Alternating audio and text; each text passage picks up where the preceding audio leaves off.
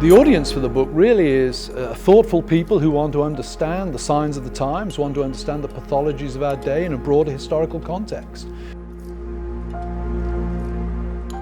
Well, the title of my book is The Rise and Triumph of the Modern Self: Cultural Amnesia, Expressive Individualism and the Road to Sexual Revolution. So the book is an attempt to get at the sexual revolution within a much broader social and cultural context than many people traditionally place it. Now, the structure of the book took me quite a while to work out because this is a long and complicated story, but after a couple of chapters looking at some theoretical considerations, I move into what is a broadly chronological narrative. I start by examining the thought of Jean-Jacques Rousseau. Then I move to the 19th century, where I look at the three giants, I think, of 19th century thought: Charles Darwin, Karl Marx and Friedrich Nietzsche, all of whom in their different ways assault the notion of human nature and pave the way for a more thoroughgoing psychologization of identity.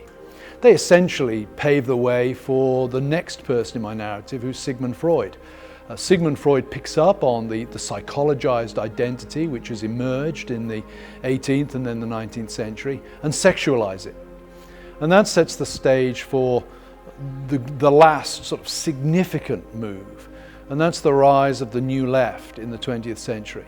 There are a number of problems in Marxist theory that Marxists in the early 20th century are acutely aware of.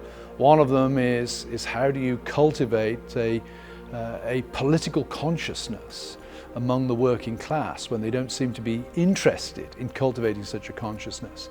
And in wrestling with how to solve that problem, the New Left fuse Marx and Freud in a way that places sex, sexual identity, sexual psychology right at the heart of the political struggle. For example, the rebellions of the 1960s, and indeed facilitates the rise of the LGBTQ movement in the 1960s onwards as well.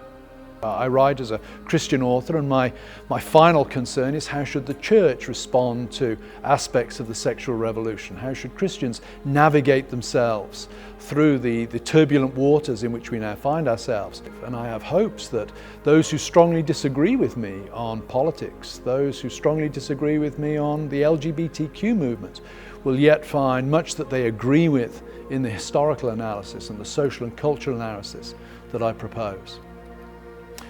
And one of the things the book brings out are the implications of all this for all of our futures. Issues such as freedom of speech, freedom of religion are coming under huge pressure. And if we're going to respond correctly to the pressures under which we're coming, if we're going to know exactly what's going on, if we're going to be able to offer answers to those who ask why freedom of speech, freedom of religion is a good thing, then we need to understand the times in which we live. And hopefully this book will help you discern something of the nature of the times in which we live.